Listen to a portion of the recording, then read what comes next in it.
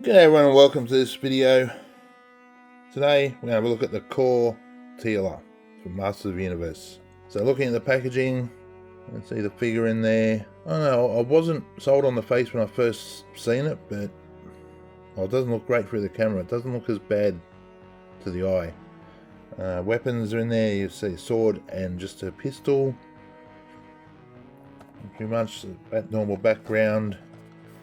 The stats, strength is 5, combat is 10, intelligence is 8, magic 2, and speed is a 7, which is interesting considering He-Man could probably outrun her. Anyway, not going to get into that. Don't know why they changed the stats so badly. Alright, let's get her out of here and have a look. And here she is, all out of the packet. And once again, I was really not sold on this face when I first seen it. And still looking at it in person and then looking at it through the camera, it looks, different. But anyway, not as bad as what I originally thought. I think it's mostly the hair. It looks a bit too flat. I don't know.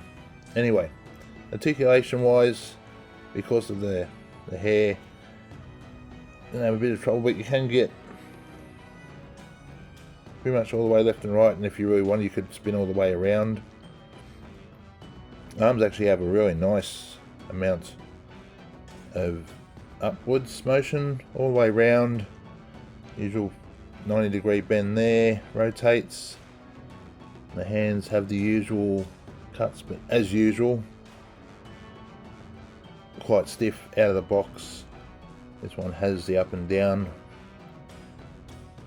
They're starting to move now. Waist. That's interesting. Legs don't go out as far as most of the others out of the box. Forward about the usual amount. Back, no. Not unless you put it out to the side. Not going back very far. Nice bend at the knee, and of course rotates. The interesting thing is, especially this leg, especially, put something in. It's definitely the right way round. And you can see there, sort of like the knee, the bottom half sort of sticks out. But not as bad on this side. Is that my one, or is that a common mold thing? Maybe that's why they brought out the second version so quickly. Maybe there was more than one problem with this. So, yep, she'll stand. Sword. Oh my goodness. I have to try and heat that up and bend it back, because that's got a terrible bend in it. Must have been like that in the packet. It's nicely detailed sword. Shame about that bend. And nice little pistol. I'll get them in her hands. This hand has the trigger finger. And there she is with both weapons. So yeah, this one's definitely got the trigger finger. I guess you could get the sword in there as well. Try that in a minute. But the other hand is definitely more of the help for holding the sword. So there's one thing. If there was one thing I didn't care as much about with the new movie, was the amount of guns. I would have rather seen more swords, but hey, that's what they went with. So yeah, both hands will hold the sword quite easily. It's just a shame about that curve. I'll have to look into straightening that. I think you heat them up or something.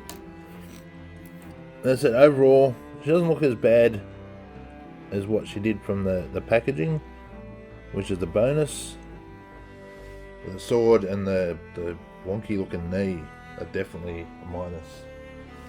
As far as comparisons, here she is next to Chronicles Teela, and yeah, so they've definitely done the height difference properly, which is good to see. Also now comparing the two model swords, as you can see, the Chronicles got a lot more detail and it's straight, but not much difference in length. So that's quite interesting they've done that. As I said, this one's got the bend in it, so it's actually slightly longer. That's interesting. And here they both are with the long haired look. And yeah, definitely this one has such a better head sculpt. So really looking forward to the next version of the core line Teela they bring out with the hair up, and hopefully, and by pictures, it's going to be a pretty big improvement over how this one looks. Bringing in He-Man, and yeah, he's got that half a head or so taller, which he was in the movie, so that's awesome to see that they're sticking to that sort of level of attention of getting the heights right.